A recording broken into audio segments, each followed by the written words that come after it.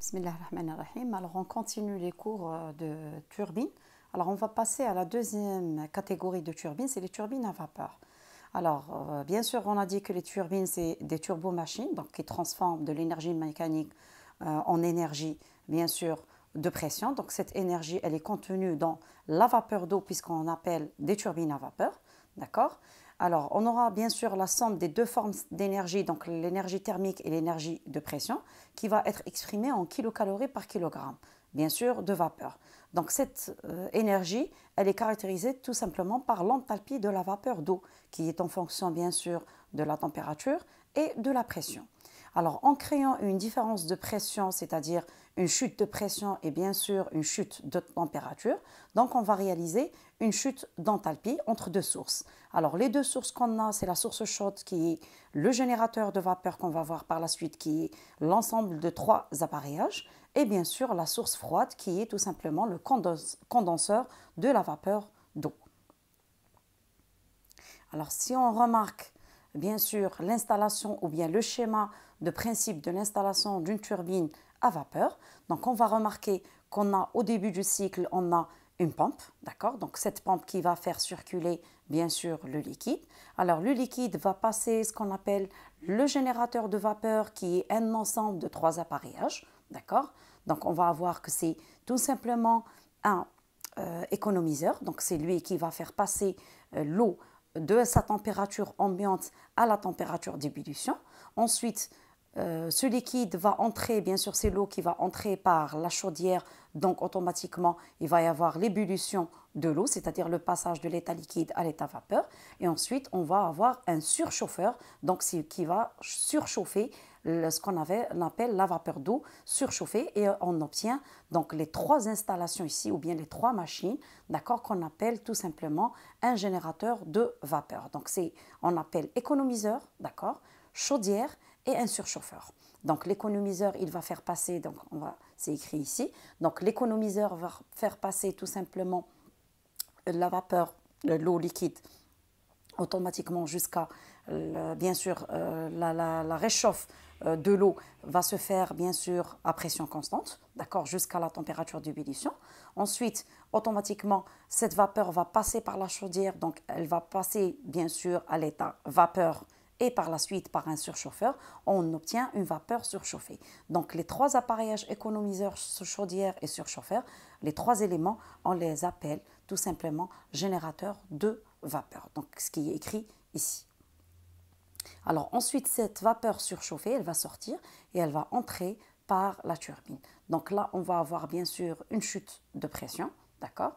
Et bien sûr, cette énergie, elle va être transférée vers une machine réceptrice, d'accord?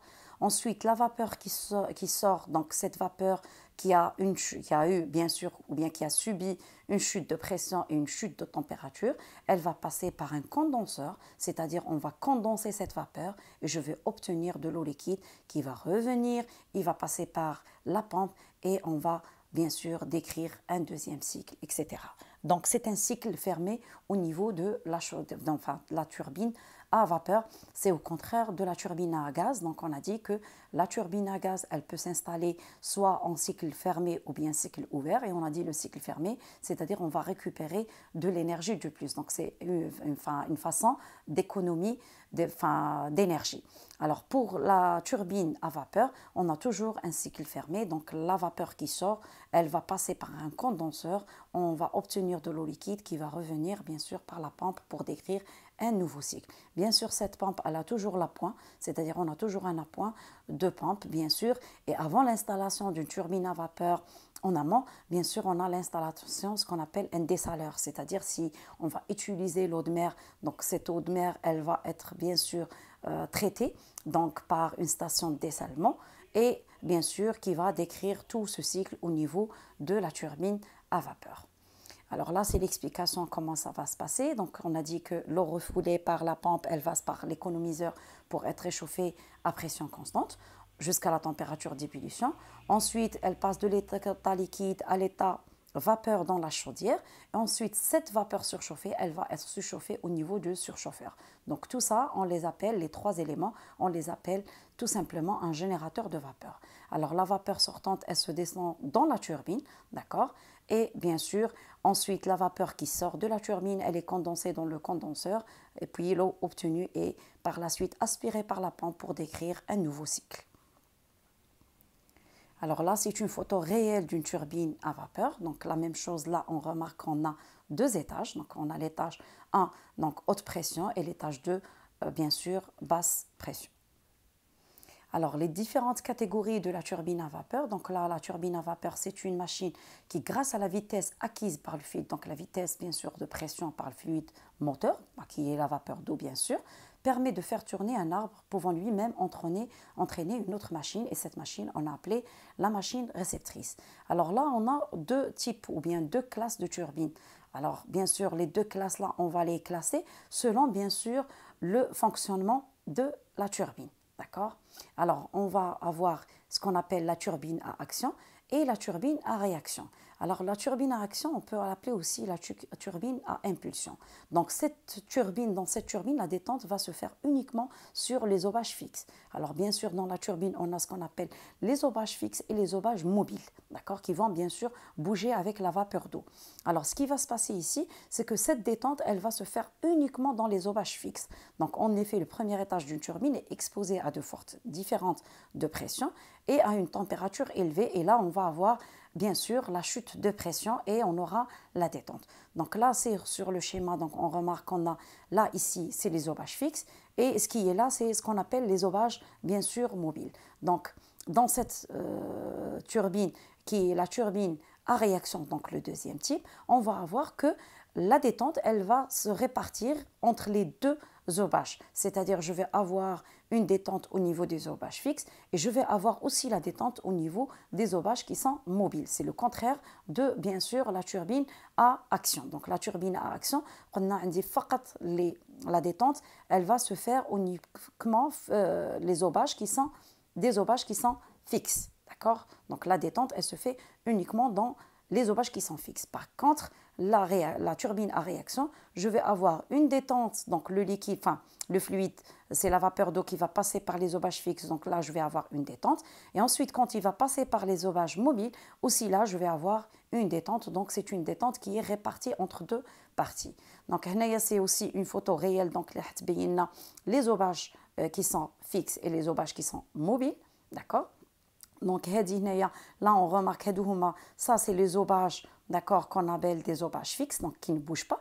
Donc la sqin bien sûr l'arbre de la turbine, d'accord. Ce qui est à l'intérieur là on les appelle les aubages qui sont mobiles. Donc là c'est des aubages fixes. Donc la turbine à réaction, le liquide, enfin la vapeur d'eau, le fluide, la vapeur d'eau quand elle va passer, je vais avoir la première détente. Donc la première détente, la détente elle est fractionnée. C'est comme si je donc une partie la vapeur d'eau qui te drop, je vais avoir automatiquement la première détente. On بعد la détente زيد تكمل في les aubages mobiles.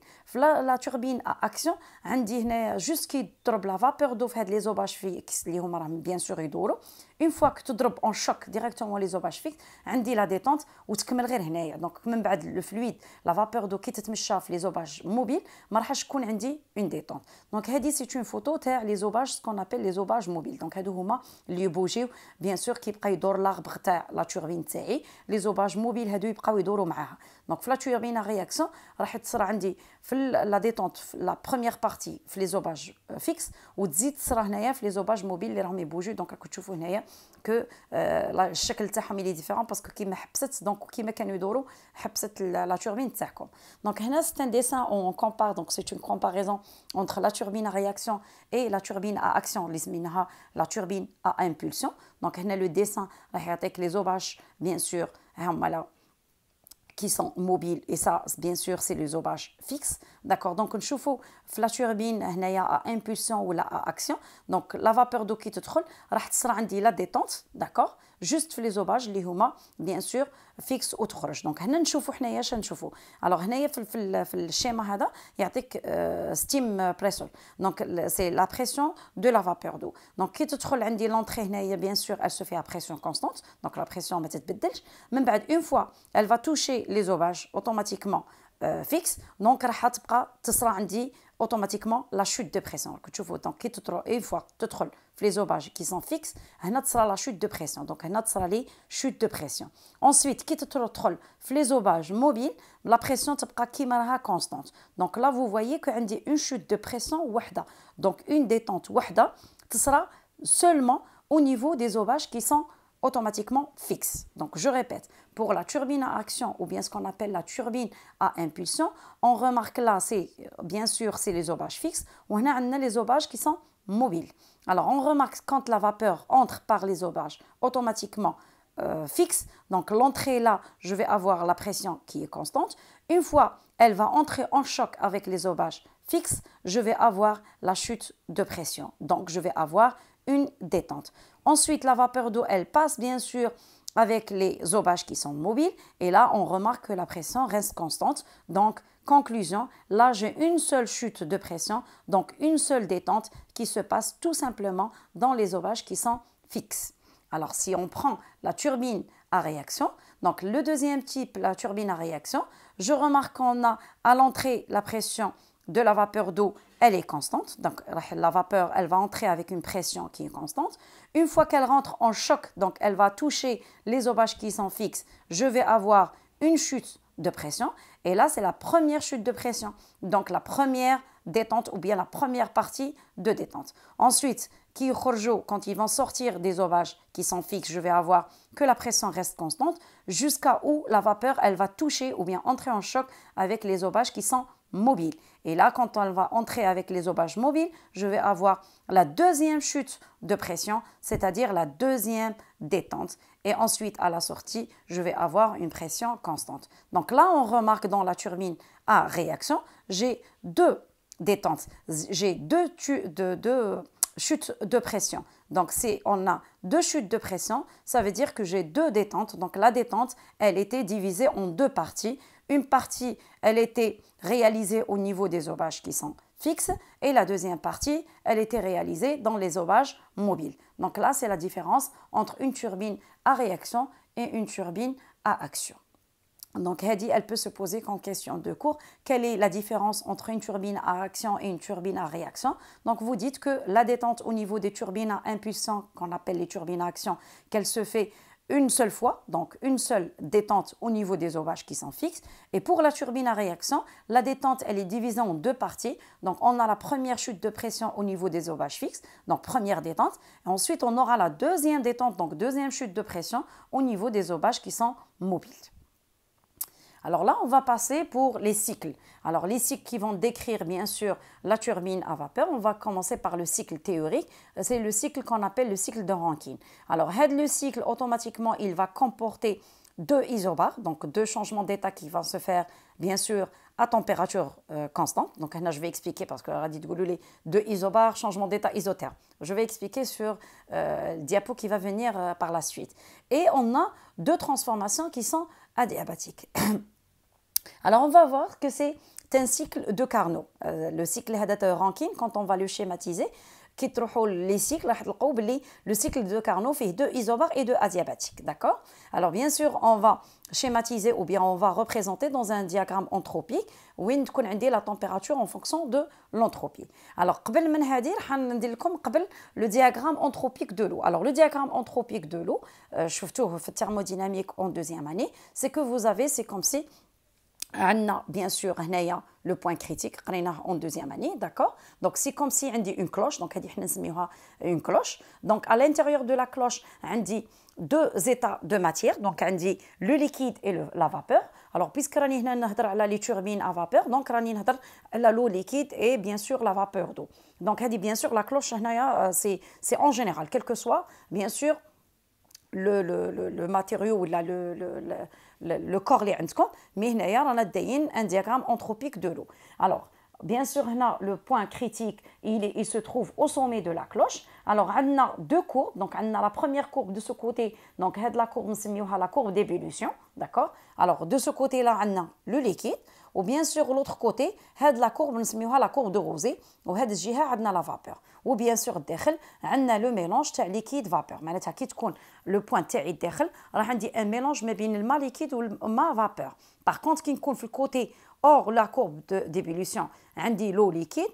Ou hors la courbe de rosée, bien sûr, on dit que la vapeur. D'accord?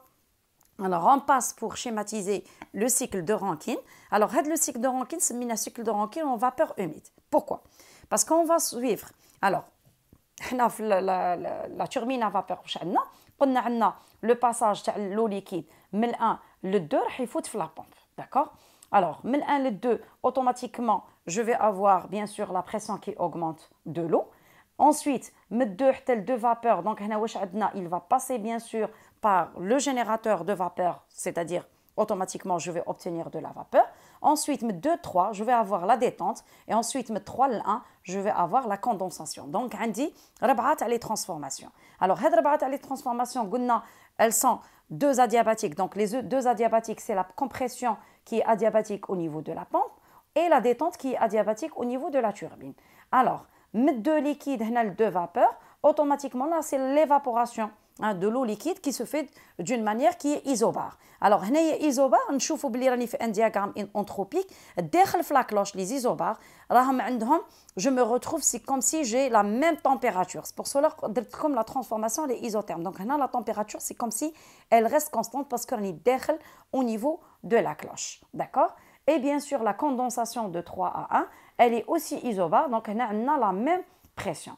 Alors, qu'est-ce qu'on remarque? Les inconvénients de le cycle de Rankine qui est un cycle théorique. C'est que tout simplement, la détente là, de 2 à 3, je vais obtenir le point 3. Et le point 3, il se trouve à l'intérieur de la cloche. Où je fais le diagramme entropique tellement, c'est que quand je suis à l'intérieur de la cloche, j'ai un mélange entre liquide et vapeur. Donc, la même chose, la turbine, quand elle a fait la détente, j'ai obtenu un point. Donc, c'est pour cela la vapeur, c'est une vapeur humide. Donc, j'ai fait la détente et le point est derrière la cloche. D'accord? Et ensuite, quand on a fait la condensation n'est pas complète. Pourquoi? Parce que je me retrouve au point 1, je n'ai pas le liquide, parce que le liquide, je suis là. D'accord? Donc là, je me retrouve le point 1, ou le point 1, j'ai un mélange entre liquide et vapeur. Donc la pompe TI, elle va pomper automatiquement un mélange liquide-vapeur. Donc, les inconvénients. Donc, pratiquement, le cycle est difficilement réalisable. Pourquoi? Parce que je comprime automatiquement un mélange. Comme la pompe va pomper un mélange de liquide-vapeur. Et aussi pour la condensation, j'arrive au point 1. Et ce point 1, automatiquement, j'ai un mélange entre liquide et vapeur. Donc, je n'ai pas fait une condensation complète. Donc, c'est une condensation qui est partielle. Alors, les inconvénients, c'est-à-dire les résultats le cycle qui est théorique, le cycle de Rankine, c'est que je vais avoir automatiquement les ailettes à la turbine TI, automatiquement c'est du métal, donc j'ai un risque d'avoir automatiquement la corrosion. Et bien sûr, la corrosion, elle est due tout simplement à l'apparition des gouttelettes de liquide qui vont apparaître au niveau de la détente. Parce que quand on a la détente, ça va être le 2, le 3, et de 2 à 3, j'obtiens automatiquement du liquide. Et bien sûr, à ce point-là, si je vais avoir la corrosion des ailettes de la turbine, je vais avoir que le rendement de la turbine va diminuer. Et avec le temps, la turbine, elle va s'arrêter à travailler. Donc, parce qu'il y a un problème de corrosion. Alors, comment on va régler ce problème de corrosion? Qu'est-ce qu'on va faire? Alors, le cycle réel, il doit vérifier les propriétés suivantes. C'est que la surface du cycle dans le diagramme entropique, elle doit être maximale, d'accord? Bien sûr, cette surface, elle est représentée par le bilan de chaleur échangé, soit le travail total, c'est le travail de détente plus le travail de compression. Et bien sûr, le travail de compression doit être minimal, c'est-à-dire je vais automatiquement économiser de l'énergie si je fais un travail de compression minimal. Alors, on remarque le cycle, donc, bien sûr, on va pomper le liquide de la pompe, il va passer par une chaudière, ومن بعد من la turbine va sortir ويعاود يرجع le condenseur. Alors si on va diviser le cycle, on a un côté نسميوه basse pression و un côté نسميوه haute pression. Donc هذا le côté bien sûr كامل عندنا une haute pression, d'accord. Ou le côté, on a basse pression, bien sûr. Alors, quand je fais la détente, j'arrive à la pression minimale qui va passer par le condenseur. Ou à la pompe aussi, on a la pression minimale. Une fois que je fais la compression, bien sûr, au niveau de la pompe, donc là, je vais obtenir une haute pression qui va passer par la chaudière. Pourquoi? Parce que je suis en train de chauffer, donc je garde toujours la même pression. Et quand je rentre au niveau de la turbine, là aussi, on a le côté haute pression, parce qu'on a la turbine, on a deux roues, on a une roue haute pression ou on a une roue basse pression. Alors, pour remédier au problème du cycle de Rankine qui était théorique, donc maintenant c'est le cycle réel. Donc, le cycle réel, quand je vais obtenir le point 3, le point 1 qui est un mélange entre liquide et vapeur, on va continuer la condensation jusqu'au point 1 liquide. Donc, on a le déplacement, le déplacement mais le point 1, le point 1 liquide. Et là, quand je comprime au niveau de la pompe, je vais comprimer que du liquide. Donc, au niveau de la pompe, je ne vais pas avoir de problème automatiquement d'avoir de la vapeur d'eau à l'intérieur. Alors, on va, bien sûr, qu'est-ce qu'on va faire? On va essayer de faire les calculs sur le cycle de réel de Rankine. Donc, on va essayer de calculer le rendement. Donc, on va le faire en présentiel au niveau du cours, parce que c'est des démonstrations. Alors, on va passer à un troisième cycle. Alors, ce cycle est appelé le cycle de Rankine. Alors, c'est un cycle de Rankine qu'on va améliorer, alors dans lequel la vapeur sortante de la chaudière est surchauffée à une température supérieure à la température critique. Donc, quand on a juste une chaudière, donc on a placé un surchauffeur. Alors, qui est un surchauffeur, qu'est-ce qui s'est passé? C'est que tout simplement, alors, le condenseur qu'on a tout à l'heure, le cycle réel de Rankine, on a la condensation sur un liquide. Donc, le liquide, il va passer au niveau de la pompe, d'accord? Donc, automatiquement, je vais avoir du liquide qui va passer par la chaudière, donc je vais obtenir automatiquement jusqu'au point de vapeur, là c'est la vapeur. Ensuite je vais surchauffer, d'accord, la vapeur d'eau jusqu'au point de prime, d'accord. Et là qu'est-ce que je vais obtenir? Je vais obtenir une détente, on va dire que c'est une détente au niveau d'une vapeur qui est sèche, d'accord. Donc on dit que la détente est effectuée en régime sec. Pourquoi? Parce que la détente, le cycle de Rankine qui est réel, là vous avez remarqué, même si on a fait la condensation, on l'a poussé à liquide, donc quand on a pompé le liquide, un liquide tel 2, on n'a pas eu de problème, très bien. Ensuite, on est passé par la chaudière jusqu'à arriver à 2 vapeurs, donc on a obtenu de la vapeur. Et là, la détente, elle est faite jusqu'au point 3. Et le point 3, on a dit que c'est un mélange. Donc là, si on va obtenir de l'eau liquide au niveau de la turbine, je vais avoir la corrosion des ailettes ou les aubages de la turbine. Alors, pour régler ce problème, c'est le cycle de Rankine réel, le cycle de Earl, on a placé un surchauffeur, d'accord, la chaudière. Et là, qu'est-ce qu'on obtient? Alors, une fois que la vapeur elle sort de la chaudière, elle va passer par le surchauffeur, donc je vais surchauffer, donc vous voyez que la température, elle était là, T, donc je vais avoir une température T' qui est supérieure, donc je tiens la vapeur d'eau à 2', et là quand je fais la détente qui se fait d'une manière qui est adiabatique isentropique, j'obtiens une détente au point 1', et là au point 1', on n'a que la vapeur d'eau. Je ne me retrouve pas à l'intérieur de la cloche. Donc, j'ai une vapeur qui est sèche. Et là, on dit que c'est une détente en régime sec. Alors là, automatiquement, on a enlevé le problème de la corrosion de la turbine. Donc, c'est ça l'avantage. La même chose ici, on va essayer de faire des démonstrations pour calculer le rendement du cycle réel de Earl. Donc, on va le faire en cours de présentiel. Alors ensuite, on a amélioré le cycle de Earl avec ce qu'on appelle la résurchauffe. Alors la résurchauffe, qu'est-ce qu'elle fait? Elle va améliorer le rendement. C'est-à-dire on avait quand même une détente qui se fait en régime sec, donc on n'avait pas le problème de corrosion, donc on a un bon rendement. Maintenant, on voulait quand même améliorer ce rendement. Alors si on va améliorer ce rendement, il faut tout simplement augmenter la pression. D'accord? Donc, augmenter la pression à une autre pression. Alors, la pression, bien sûr, c'est la pression finale. D'accord? Parce que كل ما تكبر la pression finale, كل ما تكون عندي une très bonne détente. Donc, on aura un bon rendement. Alors, qu'est-ce qu'on fait? Alors, au lieu automatiquement, on fait la résurchauffe normale, on va faire la résurchauffe à une autre pression. Donc là, automatiquement, quand je vais, automatiquement, la vapeur, elle va passer par la chaudière. La chaudière, elle va la pression et je vais avoir une résurchauffe. Donc, je vais avoir une pression P2 supérieure à la pression P2 initiale. Et là, quand on va faire la détente, on remarque que je vais obtenir une détente avec, bien sûr, une détente qui se fait en régime humide. D'accord? Alors, la pression. C'est vrai, on voulait améliorer en augmentant la pression finale et la pression P2 pour avoir un bon rendement. Mais là, la détente, on est tombé sur un point où on est à l'intérieur de la cloche. Et là, si je me retrouve à l'intérieur de la cloche, je vais avoir des gouttelettes d'eau au niveau de la turbine et je vais avoir la corrosion, bien sûr, des désobage de la turbine. Et là, on a un problème. Alors, pour améliorer le cycle de Hearn avec résurchauffe, qu'est-ce qu'on va faire? On va tout simplement essayer de faire, bien sûr, l'amélioration du rendement, mais toujours en gardant la détente en régime sec. Alors, qu'est-ce qu'on va faire? On va faire cette détente qui se fait d'une manière qui est partielle. D'accord? Une détente partielle.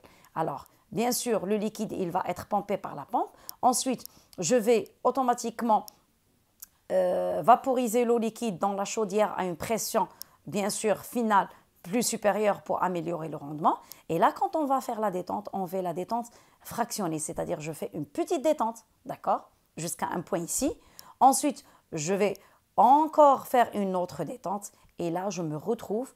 Alors, le fractionnement, là, je l'ai fait en 2 fois. On peut avoir même des fractionnements de 3 fois. L'essentiel, quand on tombe dans la détente, le point final, je vais avoir un point final où le point de la détente, il va se retrouver en régime sec, c'est-à-dire je vais tomber sur un point de vapeur. Je ne vais pas avoir du liquide à l'intérieur de la turbine. Alors, on a remarqué, si on laisse la détente, une seule détente, je vais obtenir un point au niveau de la cloche. Maintenant, si je vais fractionner, c'est-à-dire je fais une première détente, je m'arrête ici. Ensuite, dire une autre détente, d'accord?